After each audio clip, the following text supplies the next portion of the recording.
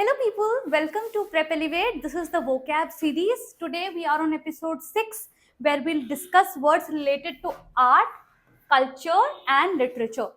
इस पे पैसेजेस काफ़ी सारे बनते हैं और काफ़ी टाइप्स के पैसेजेस बनते हैं. कुछ पर्टिकुलर एरा से रिलेटेड हो सकते हैं, कुछ हो सकते हैं जो आर्ट के बारे में अपना ओपिनियन स्टेट करते हो, कुछ हो सकता है जो लिटरेचर को एनालाइज करता हो. तो कुछ वर्ड्स ऐसे होंगे ना जो आपको पैसेजेस में देखने के लिए मिलेंगे. And if you are well aware of it, if you are familiar, it just makes it easier for you to understand. ठीक है, ओके. सबसे पहला वर्ड है एस्थेटिक. काफी सिंपल वर्ड है ये, डे टू डे यूज में आता है काफी. ठीक है, एस्थेटिक मतलब anything that has to do with looks, beauty, appearance. ठीक है, it comes from this word aesthesis, which means perception, how you perceive beauty, anything which is concerned with beauty or artistic impact. The painting's aesthetic appeal lies in its subtle use of color. In fact, जब आप घर बनाते हो ना and you hire somebody who knows interior designing, क्यों करते हो आप वो चीज? ताकि एक एस्थेटिक अपील आए, वो ब्यूटी को एनहांस करे, right? So that is why aesthetic. Iconoclastic बहुत ही ब्यूटिफुल सा वर्ड है, and I have seen it like a lot of times. It is important that you remember this word. ठीक है, iconoclast, it comes from this word icon which means image and clan which means to break. someone who challenges traditional beliefs or institutions.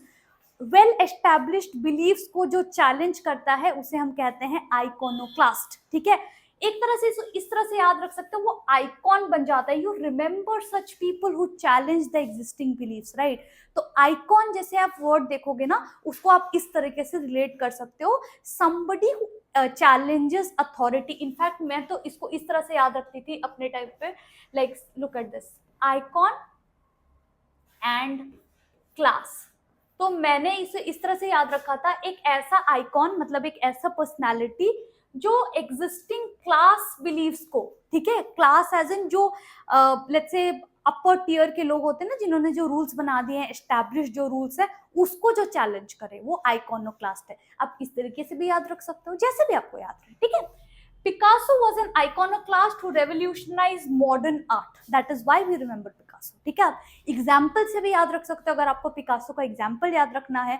So one word to describe Picasso could be iconoclast. ठीक है, verisimilitude, again another very frequently used word, verisimilitude. Root word है very, which means truth, and similis, which means like, similar to something. एक और related word इससे आप याद रख सकते हो. ठीक है, the word is, अरे okay, the word is, रुको मैं लिखती हूँ अच्छे से वर्ड को. the word is veracity. Veracity, अगर आप किसी इंफॉर्मेशन की वेरासिटी को कंफर्म करते हो, you are trying to establish if that is authentic और not. Veracity means authenticity, honesty. ठीक है, तो ये इसी वर्ड से रिलेटेड है, verisimilitude, veracity. Very is truth, ये कीवर्ड से, ये रूट से जा रहा है वो. ठीक है, what is the meaning? Verisimilitude means the appearance of being true और रियल. ऐसा जो लगे कि सच है, नहीं है, बट जो appear which appears to be true. ठीक है, the novel's verisimilitude made readers feel like they were living in that era. कुछ piece of writing बहुत impactful होती है. आपको ऐसा लगता है आप उस era के part हो, because it is so true, so real. तो वो होता है verisimilitude. ठीक है, okay. Pastoral, easy word, easy to remember also. Pastures से relate करो, farm, pastures, land, agricultural land. So anything that has to do with shepherds, ठीक है, pastoral, relating to countryside or rural life, and this is often idealized. ठीक है, कि काश कि मैं ऐसा countryside life lead करूँ, वो pastoral life जो peace है, जो bliss है. ठीक है, वो है. Her poem evokes a serene is quiet, pastoral life untouched by modernity. तो जो एकदम detached from the modern world है, एक तरह से बोलो, in a good way, right? Detached as in नहीं कि दुख में जी रहे हैं, but peace है, काम है जहाँ, वो वाला feeling. Catharsis, important word, please remember, comes from the word catharin, which means to cleanse. Catharsis is the process of cleansing. ठीक है, emotional release, especially through art.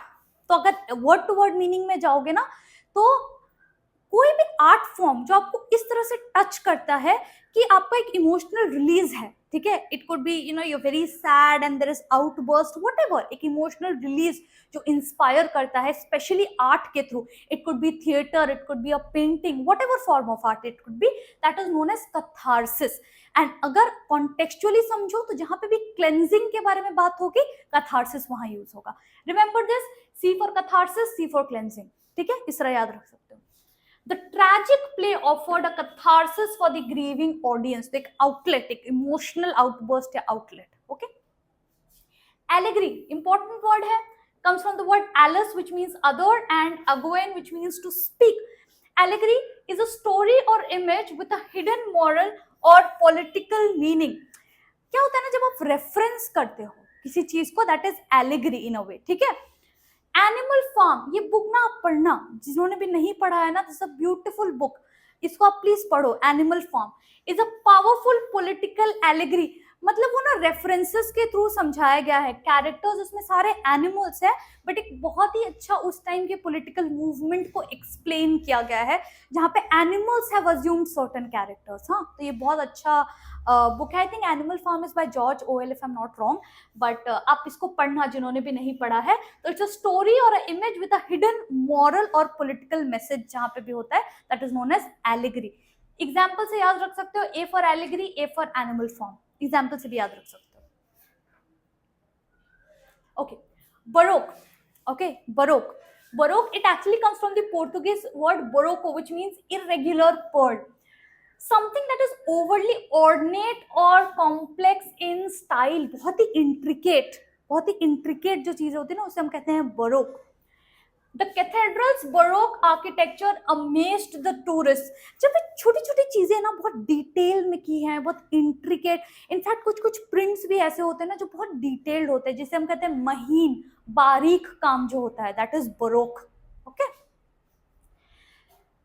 pastiche, this is a word which has a French origin and it's a piece of work that imitates various sources or styles। तो जब आप एक ऐसा piece of work produce करते हो जिसमें combination है अलग अलग स्टाइल्स के, अलग अलग आर्ट फॉर्म्स के, that is known as pastiche। Okay, the film is a delightful pastiche of classic noir and modern satire। तो ये कंबाइन किया गया है दो स्टाइल्स को, दो आर्ट फॉर्म्स को, दो कल्चर्स को, that is known as pastiche। Metaphor, again metaphor, simile, allegory, ये सब वर्ड्स आपको पता होने चाहिए, ठीक है। Metaphor, root is meta which means beyond, and pherein which means to carry, ठीक है। Metaphor usually is it's a figure of speech that is used for comparison. जब सिमिली आप यूज करते हो, that is also also used for comparison, ठीक है, that is also literary device used for comparison, but उसमें like use होता है, cool, you know, he is as cool as a cucumber, as या like आप use करते हो, but metaphor में जब आप कंपेयर करते हो यूजुअली लाइक और एज यूज नहीं होता, अगर आपको टेक्निकल मीनिंग में जाना है। बट अगर आप कॉन्टेक्चुअली समझो, metaphor it's a literary device which is used to compare, मतलब आपको एक similarity, a figure of speech implying a comparison, जो कंपैरिजन को एक्सप्लेन करता है, ठीक है। Her eyes were oceans, her eyes were oceans is a metaphor conveying depth and emotion। So let's say her eyes carried the depth of oceans, or you know, जिनकी आंखें बहुत deep and beautiful होती है ना, poetic है ना ये सारी चीजें। तो जब किसी की स्माइल को आप सनफ्लावर से कंपेयर करो, किसी के फेस के ग्लो को आप सन से कंपेयर करो, किसी के चीयरफुलनेस को आप समर से या स्प्रिंग से कंपेयर करो, ये क्या है, these are beautiful poetic devices, right. So जब भी आप कंपैरिजन में इस तरह से यूज करते हो, that is known as a metaphor, ठीक है। तो यूजुअली जो पोएटिक यूसेज है उसे हम मेटाफर के थ्रू एक्सप्रेस करते हैं, दैट्स अ पोएटिक डिवाइस और figure of speech, a literary device, ऐसा आप कह सकते हो। हाँ,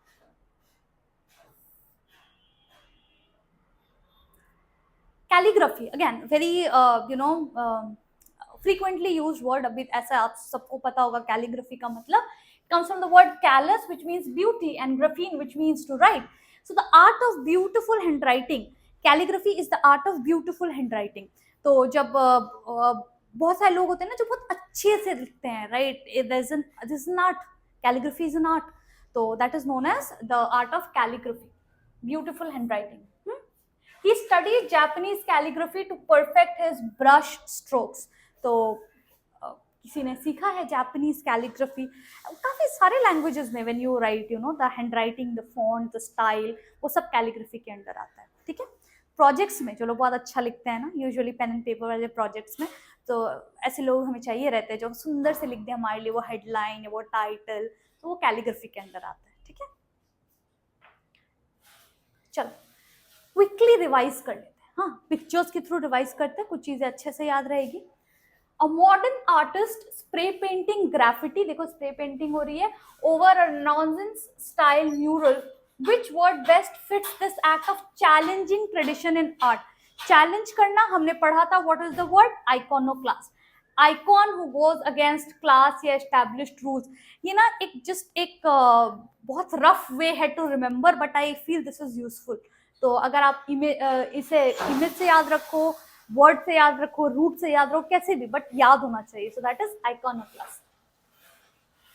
ओके, देखो सारे लोग रो रहे हैं. A theatre audience crying during a tragic play. What literary concept is being experienced here? Outburst of emotions through art. क्या था? कैथारसिस. ठीक है. और नॉर्मली अगर हम यूज करें तो वो कौन सा वर्ड होता है? कैथारसिस को किस तरह यूज करते हैं? क्लेंजिंग के वे में यूज करते हैं. ठीक है. A painting showing a shepherd. Okay, shepherd है with sheep, green meadows. ये देखो सारे countryside life के जो elements होते हैं. Flute. Which term best represents the theme? Theme क्या है? Pastoral, related to countryside, which is idealized, where it shows serenity, bliss, peace. ये सारे elements. ठीक है. So these were the words for the day. I hope you found them to be useful. Thank you so much for tuning in, and I'll see you in the next one.